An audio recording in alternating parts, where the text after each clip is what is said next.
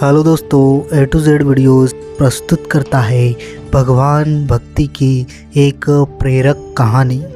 एक समय एक आलसी लेकिन भोला भाला युवक था जिसका नाम आनंद था।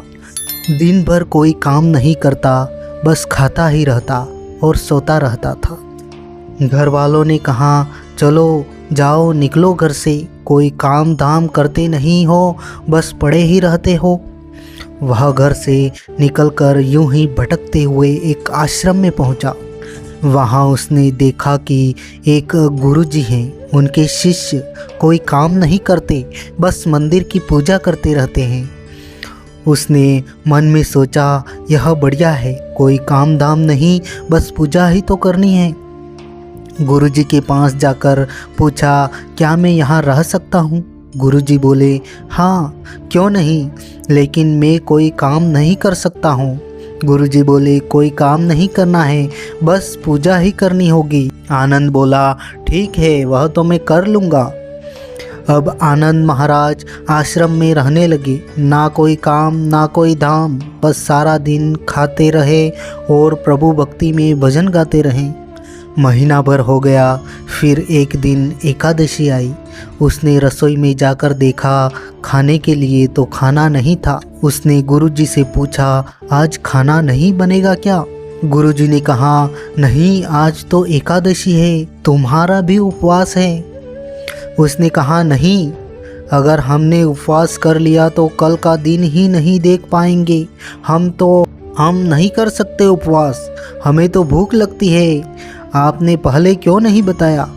गुरुजी ने कहा, ठीक है, तुम मत करो उपवास, पर खाना भी तुम्हारे लिए कोई नहीं बनाएगा। तुम्हें खुद अपने हाथ से तुम्हारे लिए खाना बनाना होगा। मरता क्या न करता।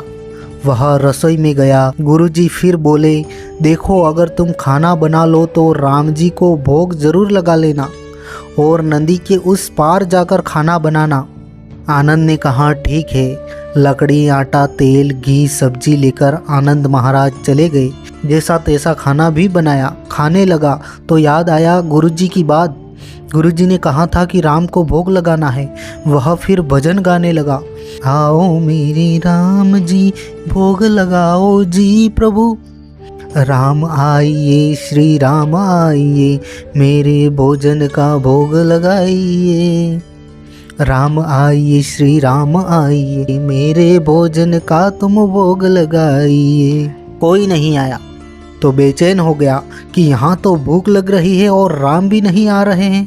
भोला मानस जानता नहीं था कि प्रभु साक्षात आएंगे नहीं, पर गुरुजी की बात मानना जरूरी है। फिर उसने कहा प्रभु से, देखो प्रभु राम जी, मैं समझ गया कि आप क्यों नहीं आ रहे।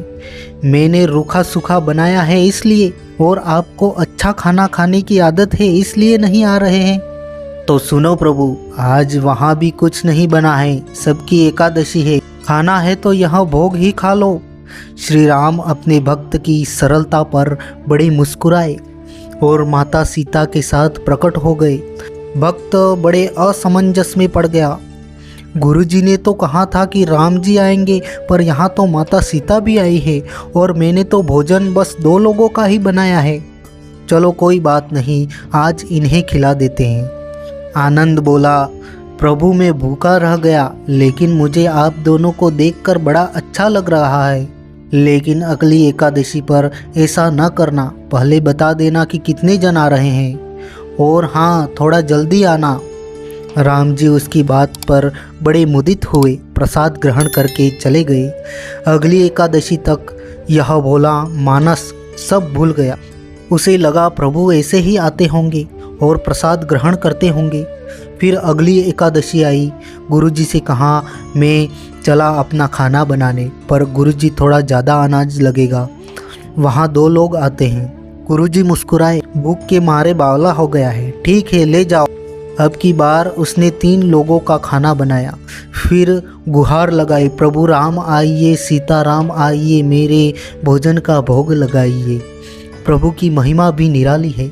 भक्त के साथ कौतुक करने में उन्हें भी बड़ा मज़ा आता है। इस बार वे अपने भाई लक्ष्मण, भरत, शत्रुघ्न और हनुमान जी को लेकर आ गए। भक्तों को चक्कर आ गया। यह क्या हुआ, एक का भोजन बनाया तो दो आए, आज दो का खाना ज़्यादा बनाया तो पूरा खानदान आ गया। लगता है आज भी भूखा ही रहना पड़ेगा। सबको भोजन लगाया और बैठे बैठे देखता रहा। अनजाने ही उसकी भी एकादशी हो गई। फिर अगली एकादशी आने से पहले गुरुजी से कहा, गुरुजी ये आपके प्रभु राम जी अकेले क्यों नहीं आते? हर बार कितने सारे लोग ले आते हैं, इस बार अनाज ज़्यादा देना। गुरुजी को लगा कि कहीं यह अनाज बेचता तो नहीं है, देखना पड़ेगा जाकर। भंडार में कहा, इसे जितना अनाज चाहिए दे दो और छुपकर उसे देखने चल पड़ो। इस बार आनंद ने सोचा, खाना पहले नहीं बनाऊंगा, पता नहीं कितने लोग आ जाएं, पहले बुला लेता हूँ फिर बनाता हूँ। फिर टेर लगाई, प्रभु राम आइए, श्री राम आइए, मेरे भोजन का भोग लगाइए। सारा राम दरबार मौजूद। इस बार बहुत सारे लोग आए, लेकिन यह क्या, प्रसाद तो तैयार ही नहीं है। भक्त ठहरा भोला भाला, बोला, प्रभु इस बार मैंने खाना नहीं बनाया। प्रभु ने पूछा, क्यों? आनंद बोला, मुझे मिलने वाला तो है नहीं, फिर क्या फ़ायदा बनाने का, आप ही बना लो और खुद ही खा लो। राम जी फिर मुस्कुराए। सीता माता भी गदगद हो गई। उसके मासूम जवाब से लक्ष्मण जी बोले, क्या करे प्रभु? प्रभु बोले, भक्त की इच्छा है पूरी तो करनी पड़ेगी, चलो लग जाओ काम पर। लक्ष्मण जी ने लकड़ियाँ उठाई, माता सीता आटा छानने लगी। भक्त एक तरफ बैठकर सब कुछ देखता रहा। माता सीता रसोई बना रही थी तो कई ऋषि मुनि यक्ष गंधर्व प्रसाद लेने आ गए। इधर गुरुजी ने देखा खाना तो बना नहीं है, भक्त एक कोने में बैठा है। पूछा, बेटा क्या बात है, खाना क्यों नहीं बनाया?